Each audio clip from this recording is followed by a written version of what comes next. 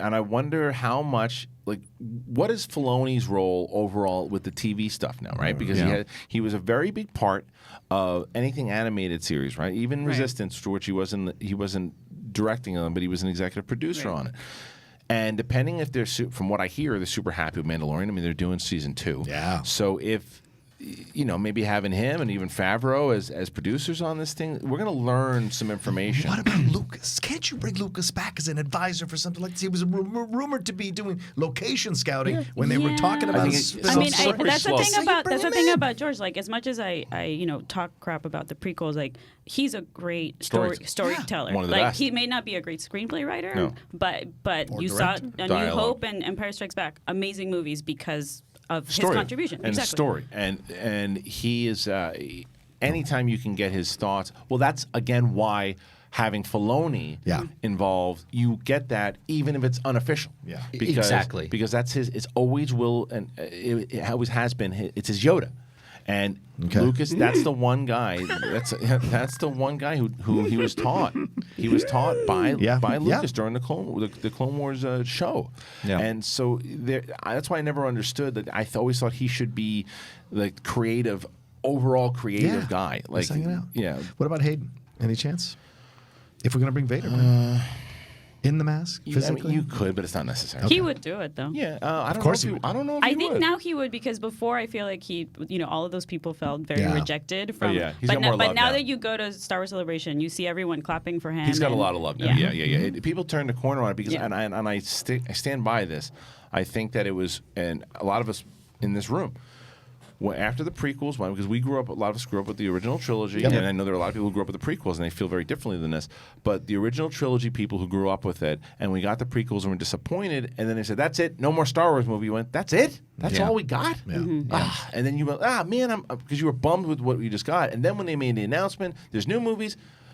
All right, it's all part of the family. Okay. It's all part of the family. Attack of the Clones stinks, but it's still part of the family. There's moments. There's moments in the prequels that I love, but in Attack of the Clones, I love the Jedi arena when they all show up. That's an awesome scene. I love when Yoda pulls out his lightsaber. I do. I love and then even after What about the Jango Fett fight? Jango Fett and Obi-Wan. That's awesome.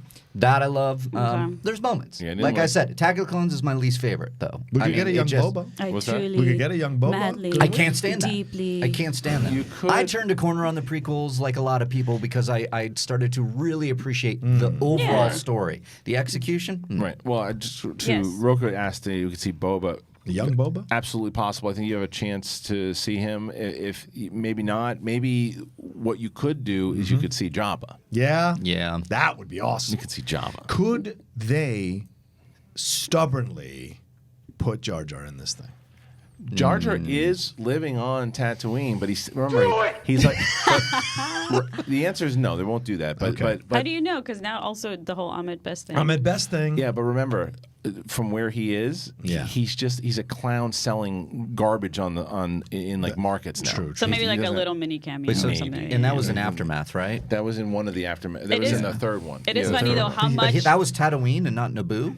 I thought it was Tatooine. I think you're right. I think it was Naboo. He's not even on Tatooine. You're right. Like, You're what the hell? Right. I say he's the Stop most. texting with your girlfriend. What? No, I'm saying there's possibilities because the timeline works. No, actually, Roka, it's It's the wrong planet. Yeah, whether or not Ahmed Best has now, the fans are giving him respect, and you're not going to do that to the fan base because it's too divisive to do that, and not necessary.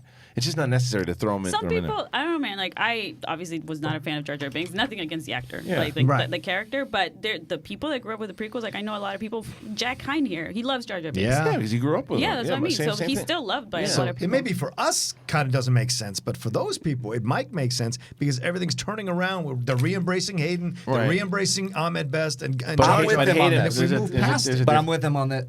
I would not mind to see Jar Jar. I would not mind. I think it would be actually really cool. What about time has passed? What about the accent though? That apparently offended if you could some people. when I read the thing in Aftermath, it was very touching. I'm gonna say because it's almost like Wendig knew what the divisiveness was around the character and put this kind of imbued it with this like this sadness where it's like the fandom's almost like a comment on the fandom, and here he is ending up selling garbage. And he's such a good writer. It brings. And he was like a jester for the kids. Basically, is what he is, and that's what he was. But no, I don't think they'll respectfully ever go there. disagree with both of you. That I think it would be that you wouldn't mind that. I would mind it because I think that it would if they set this tone. If you think about it, if the tone is Obi-Wan on this planet trying to figure out how to survive, and then like, what do? Hey, Mr. Kenobi! It's like, what? Yeah. That just threw if Obi-Wan had to do a mission and maybe go to Naboo, and there's that scene from Aftermath, maybe.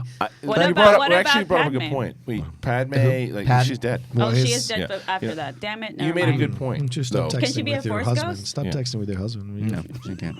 No, but you remember this. Remember the fact that some people are going to be thinking that Obi-Wan, because he's on Tatooine, like, a whole movie on Tatooine? Who says that? Who says that? Yeah. Exactly. They're like, wait, the whole movie's going to be on Tatooine? The whole show's going to be on Tatooine? Never once did they say he didn't travel off Tatooine. I'm still pissed they haven't gone back to Endor or Hoth. God damn it. You don't know yet? Well, I want them to. I think I want Ewoks. Well, they've never been to Endor. But I want them to. The moon They've of never Endor. been to Endor. Ever. But I've been saying. You're okay. I know where you're going.